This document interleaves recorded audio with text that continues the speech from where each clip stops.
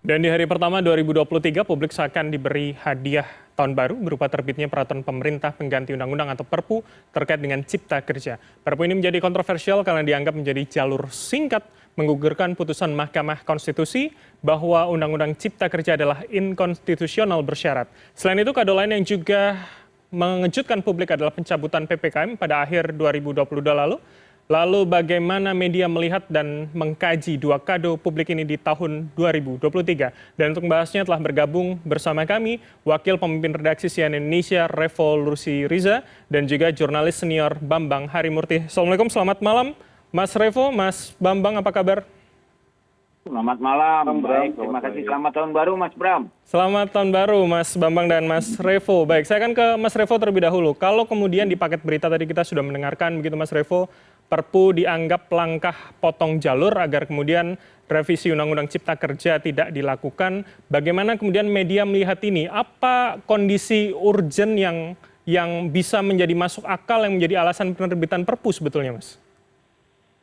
Ya, Bram, seperti disampaikan Presiden ya, kita ini kan Presiden berulang kali menyampaikan bahwa tahun depan itu ekonomi global kondisi tidak baik-baik saja. Ancaman resesi, kemudian ancaman perang Ukraina-Rusia yang masih terus kemungkinan berlanjut dan beberapa faktor-faktor politik yang lain buat ekonomi Indonesia pun saat ini masih dalam kondisi baik saja, tapi tidak menutup dan pasti akan resesi dan dunia akan berubah. Tapi juga sih, Bang, situasi global, perekonomian global ini kan tidak sekali dua kali kita hadapi ya. Kita beberapa kali menghadapinya tahun 2014, kemudian tahun 2008, mundur sampai kemudian ketika Indonesia pun benar terguncang ketika krisis ekonomi di tahun 98 seterusnya. Nah kemudian apakah memang dengan adanya situasi ancaman ekonomi yang seperti itu cukup untuk memaksa Presiden, pemerintah untuk menerbitkan Perpu. Yang jelas yang kita catat kan ketika Undang-Undang Ciptaker itu disahkan di DPR tahun 2020, gelombang penolakannya besar sekali. Salah satu yang protes yang mengemuka adalah proses pembentukan undang-undangnya itu secara formil ada beberapa yang dinilai tidak sesuai, tidak sesuai dengan relnya gitu ya. Sehingga ketika diajukan diujikan ke Mahkamah Konstitusi, MK kemudian ketika 25 November 2021 memutuskan bahwa ada beberapa hal dalam proses pembentukan undang-undangnya itu yang konstitusional, sehingga pemerintah kemudian diberi waktu 2 tahun untuk melakukan perbaikan.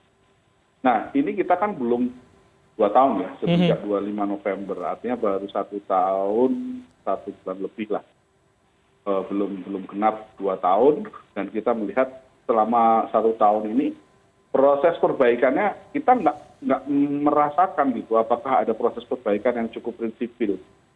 Sehingga ketika kemudian kemarin hari Jumat pemerintah menerbitkan Perpu, kita memang terkaget-kaget karena kok tiba-tiba gitu ya menerbitkan Perpu, walaupun mungkin memiliki beberapa banyak alasan gitu ya, tapi ketika di Indonesia begini, Undang-Undang Cipta Kerja ini digugat karena proses pembentukannya yang dinilai tidak melibatkan publik. Kemudian diminta untuk melakukan perbaikan selama 2 tahun. Dan proses perbaikannya lagi-lagi publik tidak dilibatkan, sehingga terbit kemudian Perpu. Nah ini hal yang kemudian sebenarnya patut disayangkan. Ada beberapa hal memang dalam Undang-Undang Cipta Kerja itu yang memungkinkan investasi itu masuk. Tapi jangan lupa bahwa negara ini kan juga ada keterlibatan publik di situ. Kita semua yang akan merasakan dampak undang-undang. Ketika undang-undang diterbitkan, masyarakat publik kan akan merasakan dampaknya. Maka keterlibatan publik dalam sebuah proses pembentukan undang-undang itu memang harus dilibatkan secara proporsional. Ini yang tidak kita rasakan gitu selama masih ada waktu 2 tahun untuk melakukan, masih ada 1 tahun lagi, diberi waktu 2 tahun untuk melakukan perbaikan. Proses perbaikannya tidak cukup kita rasakan, tiba-tiba terbit. Nah ini hal yang memang sebenarnya semakin janggal begitu ya, Mas? pemerintah gitu ya, yang kita sayangkan kepada pemerintah kenapa kemudian tiba-tiba.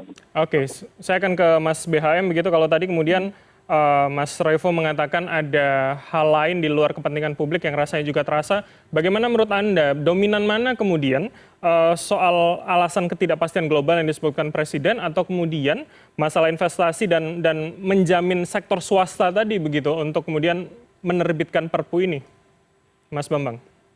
Ya, saya cenderung sependapat ya dengan Bung Revo ya. Jadi kalau kita perhatikan masalah Undang-Undang Cipta Kerja dan Cipta Karya itu kan oleh MK itu sebetulnya bukan dibatalkan ya, tetapi diberi kesempatan lah 2 tahun untuk disempurnakan. Nah kalau kita lihat apa yang dimaksudkan dengan kesempurnaan yang diharapkan MK itu kan bukan lembaga legislatif ya. Jadi dia tidak melihat dari substansi dari undang-undang itu yang secara teknis, tapi lebih melihat apakah pembuatan undang-undang ini sesuai dengan konstitusi, dan utamanya konstitusi kita kan dasarnya Pancasila ya, itu penting sekali.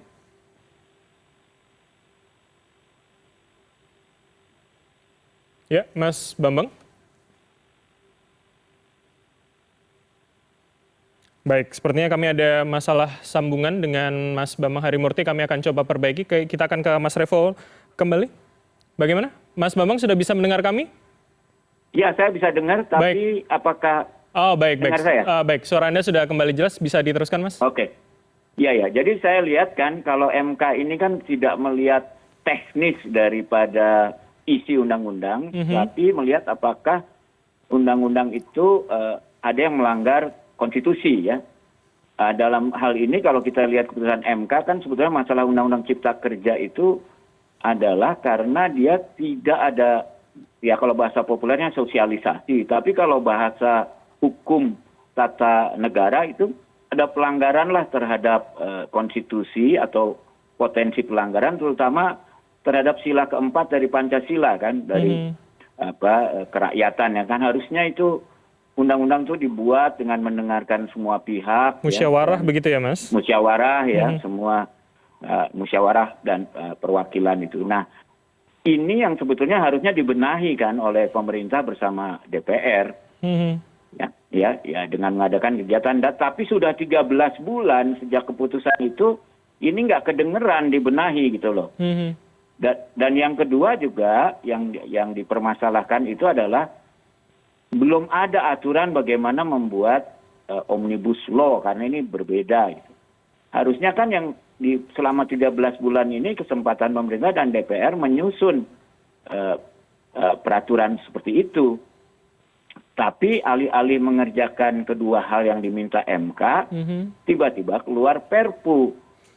Sehingga kesannya mau tidak mau di kalangan yang mengkritik, ini kesannya cuma akal-akalan supaya putusan MK itu tidak berlaku. Karena kalau saya belum membaca semuanya ya, saya baru scan aja Perpu ini. Perpu ini praktis nggak ada perubahan dengan Undang-Undang Cipta Kerja yang ada ya. Hanya hampir sedikit sekali lah perubahannya. Tapi seolah-olah kan sekarang bilang kalau Perpu ini kan sah gitu, karena bukan Perpu yang diprotes oleh MK kan, yang dinyatakan bermasalah. Betul. Jadi ini seolah-olah hanya untuk mengakali keputusan MK, bukan membenahi masalah konstitusionalitas daripada undang-undang ini. Itu yang jadi persoalan. Jadi kesannya kalau bahasa hukumnya, kesannya pemerintah itu mengarah pada rule by law, bukan rule of law gitu ya. Itu kan beda sekali gitu loh. Jadi cenderung ke arah otoritarian begitu. Baik, apa yang kemudian ini yang disesalkan. Baik, kemudian apa yang Anda sampaikan sebetulnya sama dengan apa yang kemudian menjadi kritik baik dari serikat maupun sejumlah asosiasi buruh yang mengatakan memang tidak ada perubahan, bahkan ada lebih pengetatan aturan kepada sejumlah terkait dengan karyawan begitu. Apakah menurut Anda ini adalah contoh yang masuk begitu dalam kategori kedaruratan, memaksa misalkan untuk kemudian Perpu ini urgent untuk segera dikeluarkan, Mas Bambang? Sebetulnya saya tidak melihat ada kedaruratan ya. Memang kita juga harus mengakui pemerintah melihat masalah ekonomi dunia ini kelihatannya ada mendung yang tebal lah di horizon itu ya. Ancaman resesi begitu ya, kata Ya, Presiden. dan kita dengar juga pendapat dari Kadin sendiri mengatakan bakal ada banyak gelombang PHK begitu ya. Nah, tapi kan masalah gelombang PHK ini apakah ditanganinya dengan Undang-Undang Cipta Kerja, gitu kan? Jangan kalau kita lihat Undang-Undang Cipta Kerja malah mempermudah PHK begitu, Ya. iya kan? Ya, artinya kalau menurut saya kalau disosialisasikan dengan baik, kita pernah mengalami pandemi ini ya dari tahun 2019. Bisa tuh ternyata ditangani dengan anggaran 600 triliun ya kan, darurat begitu. Nah jadi saya pikir masalah ekonomi yang kita hadapi ini di masa depan itu tidak akan segawat pandemi lah. Kenapa? Karena Indonesia itu negara komoditas dan di era masalah ekonomi sekarang itu yang jadi problem itu kan harga komoditas naik.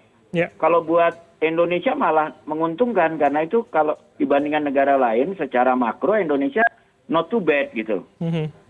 Nah, tapi problemnya memang ke industri-industri yang ekspor padat karya itu ada masalah.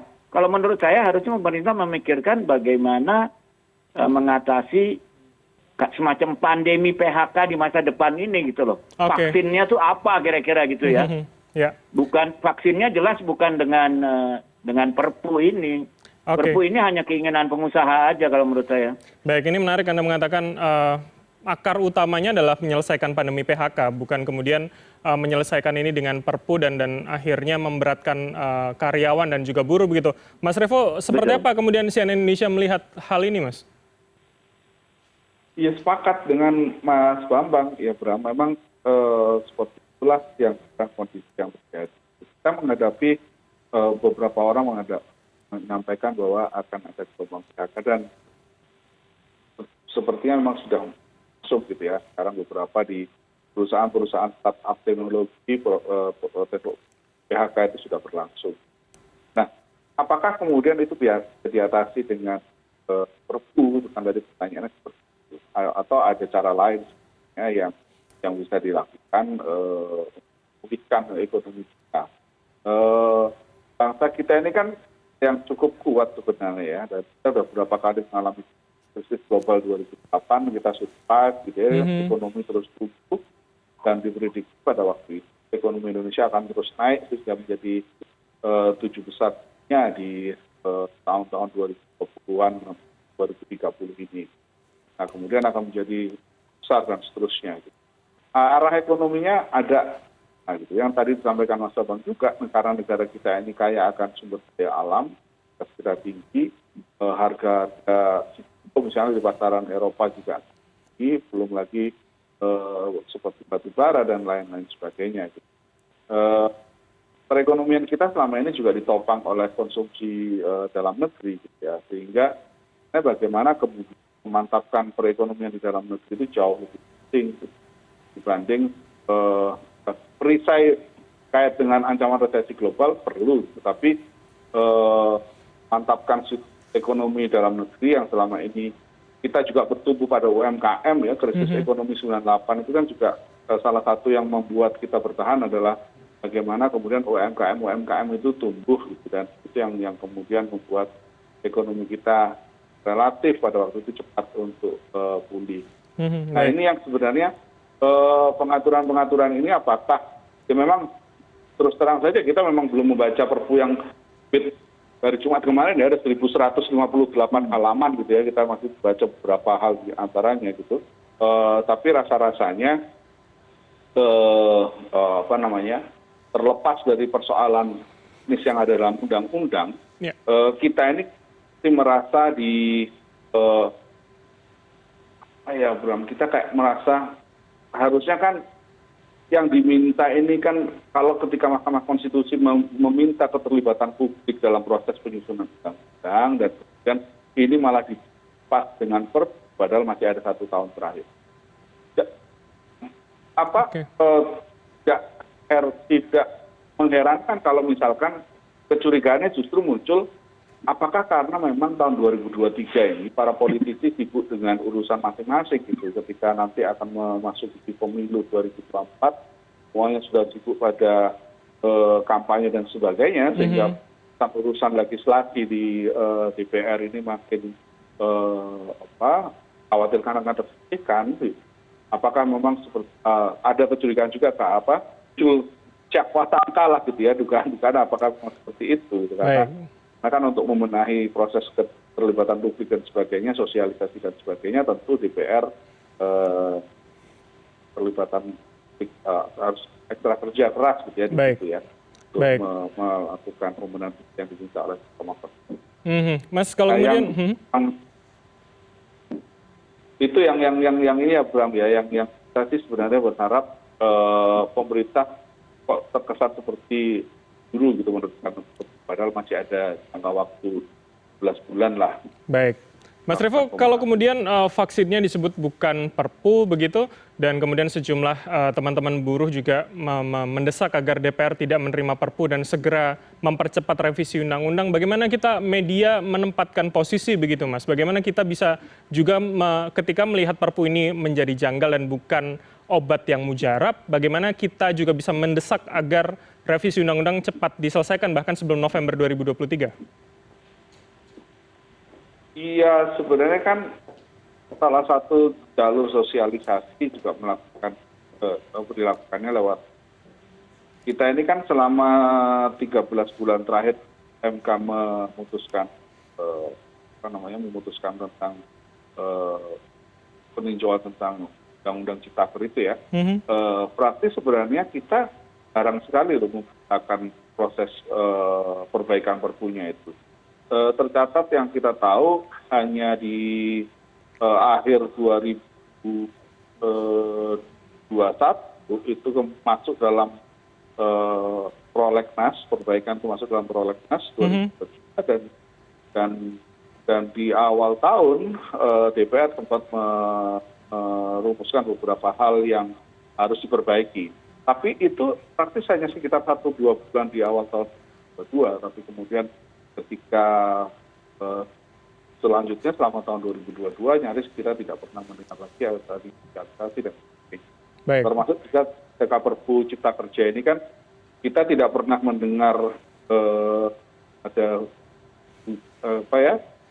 sosialisasi terkait dengan Perpu. Tiba-tiba hari Jumat kita dikejutkan ada Perpunya. Memang kalau memang di awal pembentukan undang-undangnya saja yang dikritik adalah masalah sosialisasi dan keterlibatan publiknya, di Perpu ini juga tiba-tiba masuk gitu aja tanpa ada sosialisasi yang cukup gitu ya. Baik. Mungkin saja memang pemerintah menghindari ada kegaduhan-kegaduhan politik, tapi sebenarnya kegaduhan-kegaduhan politik ini kan masalah hal yang bisa diatasi kalau misalkan komunikasi yang bisa berlangsung baik. Baik, terakhir Mas BHM, bagaimana kemudian publik juga bisa mendorong agar kita tidak lupa bahwa ini masih menjadi PR bersama revisinya, bukan kemudian Perpu menjadi vaksin atau menjadi obat terakhir, solusi terakhir begitu? Ya Bung Bram, saya terus terang aja 2 kali dulu memilih Pak Jokowi, antara lain karena dulu Pak Jokowi sebagai wali kota itu punya kemampuan komunikasi sosial yang luar biasa. Sehingga salah satu legendanya kan komunikasi sosial yang luar biasa, PKL ya, yang menduduki lahan liar di pasar liar itu melalui komunikasi makan siang 54 kali atau berapa kali itu. Nah menurut saya kesaktian Pak Jokowi seperti itu kalau dipakai di menyelesaikan masalah ini, saya kira akan selesai ya.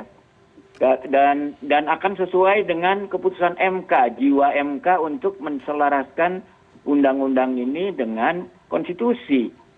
Kita kan semua harus taat konstitusi ya. Dan saya yakin ini undang-undang Cipta Kerja atau Cipta Karya ini kan tidak harus diposisikan seperti melawan terorisme gitu, either you are with us or against us. Karena undang-undang ini kan pasalnya yang baik juga banyak. Baik. Tapi yang dianggap bermasalah itu kan yang kemudian ada perbedaan pendapat. Ini kan bisa diselesaikan dengan duduk bersama, makan siang, mungkin sampai tahap-tahap akhir masih ada beberapa pasal, tapi yang tidak bisa diselesaikan ya dalam musyawarah bisa diselesaikan melalui suara terbanyak ya. Tapi masyarakat merasa sudah mendapat kesempatan. Baik. Karena Pak Jokowi juga harus kita ingatkan bersama, Pak Jokowi itu menurut saya adalah presiden pertama yang betul-betul produk demokratis ya. Produk reformasi yang melahirkan demokrasi. Beliau mulai dari wali kota, gubernur, menjadi presiden. Dan menurut saya semangat demokrasi itu adalah proses yang baik pasti akan atau kemungkinannya paling besar akan memberikan hasil yang baik. Baik. Jadi jangan terjebak dalam yang penting hasil akhirnya. Sebab kalau hasil akhirnya saja yang beran tanpa memperhatikan prosesnya itu berarti melawan demokrasi dan biasanya tidak efektif. Mungkin efisien tapi jauh dari efektif. Dan itu sudah terbukti di mana-mana gitu. Baik. Berarti kita tunggu. Jadi kembalikanlah Pak Jokowi pada kita lah, kepada ketika beliau bisa menyelesaikan masalah PKL liar itu dengan berkomunikasi secara baik ya. Makan siang dengan duduk ya. Baik, kita tunggu begitu ya jurus sakti Pak Jokowi ketika menjadi wali kota yang seperti Anda sebutkan dan juga bagaimana kemudian kita juga mengawal agar proses revisi undang-undang ini akan terus dilakukan hingga batasnya di November 2023. Setelah jeda kita akan masih bersama dengan Mas Revo dan juga Mas Bambang untuk membahas tema lain yaitu komentar Ketua KPU Hasyim Asyari tentang sistem proporsional daftar tertutup yang mungkin akan terjadi pada 2024. Kami akan membahasnya usai jeda, tetaplah bersama kami di CNN Indonesia Prime News.